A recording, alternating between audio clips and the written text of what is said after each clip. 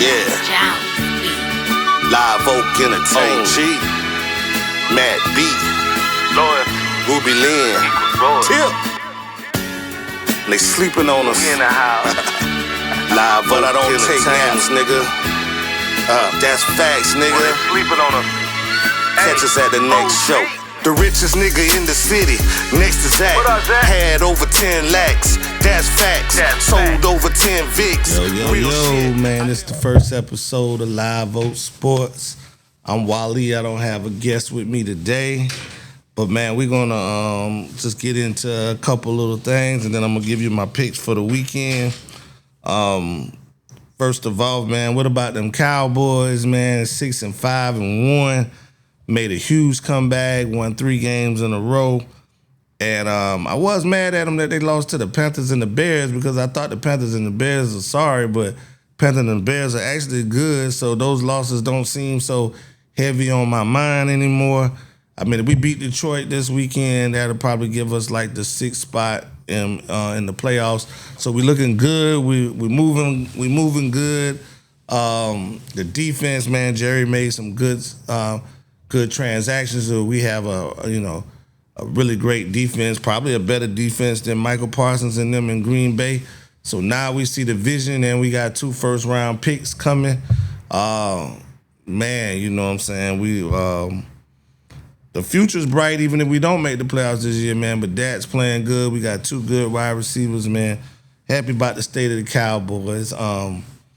Also happy about the state of my Lakers, man. Lakers look good even though they lost a bad loss to Phoenix the other night. And by the time this show aired, they might have taken another loss, but hopefully that's not true. LeBron is finally looking kind of old, you know what I mean?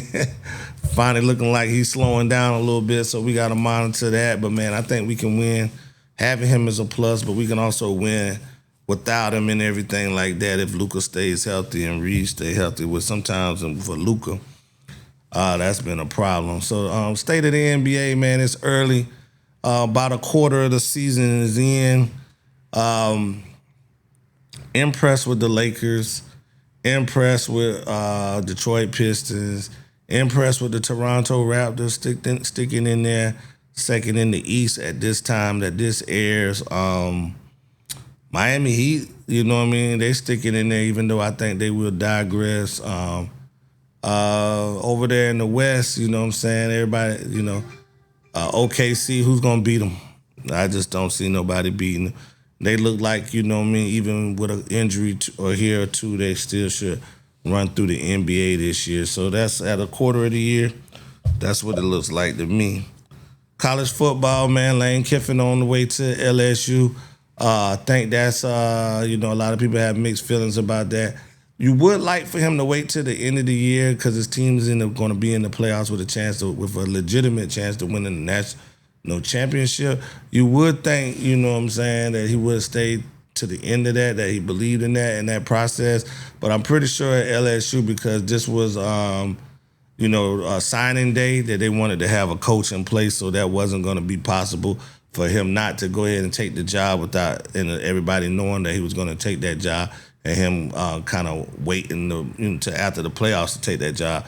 With signing day, you know what I mean, and a lot of big recruits coming into LSU and a lot of people that they could flip, that wasn't going to be possible. So Lane Kiffin to LSU, big move for Lane Kiffin, big money, highest paid coach in college football. I like it for him. You know what I like about Lane Kiffin is a redemption story of how he messed up. He had a big fall from grace, but he was able to take an assistant job somewhere and then take a good job another place and then take a job to Ole Miss, and then now he's the highest paid coach. He did good at all those places that he went to. He won the national championship at Alabama as the offensive coordinator. You know what I mean?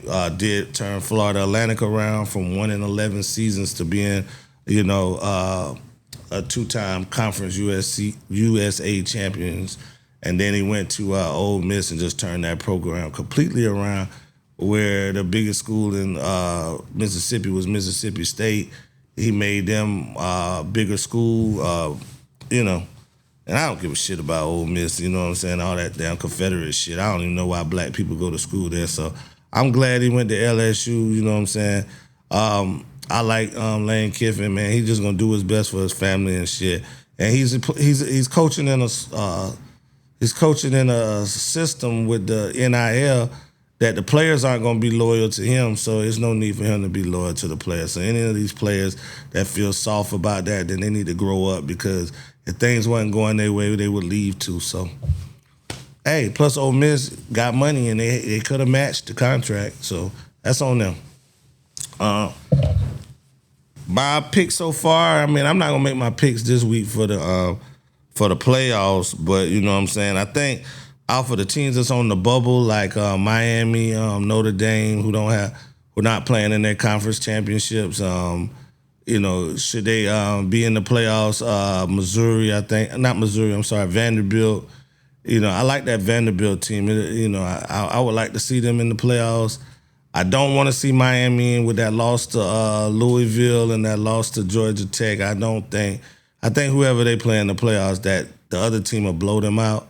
So, you know, because they probably would get a really good SEC team that I think will do them wrong. So, you know what I'm saying? I don't think they could beat any of the 4 or 5 SEC teams that could come out of there.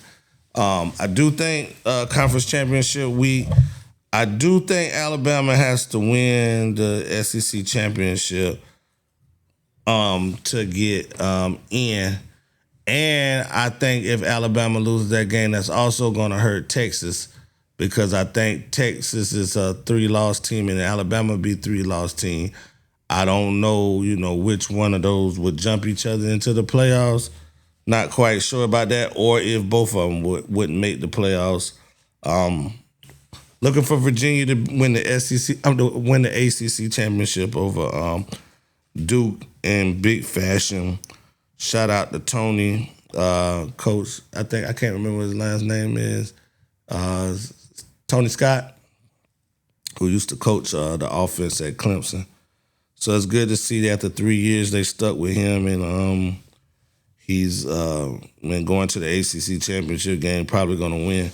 I'm taking Texas Tech over BYU again. I saw the first game. I picked BYU to win the first game. Texas Tech was just too much for them. I actually got Alabama over Georgia again. Alabama beat them earlier in the year. I think Georgia won't be able to, you know, their running game, they're going to be forced to pass. I think it's going to be a close, low-scoring game. I got Alabama winning by a field goal. I got Indiana over Ohio State. Ohio State's gone through the whole year playing nobodies. I just think Indiana's played a couple good teams. I think the Indiana team is ready to go. I think they'll surprise Ohio State, and I think Ohio State still got a pretty good chance of winning the championship, depending on the matchup. It's going to all come down to matchup. I think Indiana going to be a little too much for them, and Virginia over Duke again. So those are my picks for the college football playoffs. On to the NFL, where I already bragged about my Cowboys. You know, some teams, Pittsburgh and Baltimore, they're in the mix down there. Somebody's going to have to win that. Whoever wins that division is going to be the only team that's going to get in the playoffs there. So this is a big game between the Steelers and the Ravens this weekend. I think the Ravens pull that off.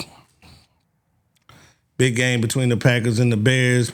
Bears in first place, surprisingly, especially with them not being able to throw the ball. I think the Packers exposed that. Packers win that game at home. Chiefs and Texans, it's a big game. Chiefs are struggling. Texans are rising. Somehow I think Patrick Mahomes wins that game at home. Eagles and Chargers, another good game. Chargers coming off a loss to Carolina. Eagles coming off of 2 losses. I think the Eagles get a win in that game. They try to right that ship. Broncos over the Raiders, of course. Colts and Jaguars, big game between the 2 first-place teams, tied for first-place teams. I like the Colts in that game just because the Jaguars, they get a lead and can't hold it. Colts, can run the ball. That's something Jacksonville hasn't been able to, really do anything with. Buccaneers over the Saints. The Saints are going to tank. I got the Jets over the Dolphins. I got the Commanders over the Vikings. Don't know if Jaden Daniels is coming back, but I like Mariota in that game. Vikings just don't have a quarterback. Browns and Titans, I'm going to take the Titans because they only have one win, and I think they make it get a win, but, man, the Browns' defense is so good. I don't know. I can't pick that one, but I really want Shador to do well in that game because Cam Ward was the number 1 pick. I thought Shador should have been the number 2 or 3 pick, but, I think Shador would have fared really good on that Giants team this year. And I think with the Raiders, he would have looked like a bust, so that I'm glad he didn't go to the Raiders because they're just not going to protect the quarterback. They're not going to catch the ball. They don't have anything for them to succeed. So I think with the Raiders, he would have looked like a bust and probably would have hurt his confidence. So I like him coming into these last few games and some teams that they can, do some things against and things like that. So I like the Browns. I like the Titans. I think the Titans only got 1 win. They may sneak up there and win, but let's go Titans that game. But man, good luck to Shador. Good luck to Cam.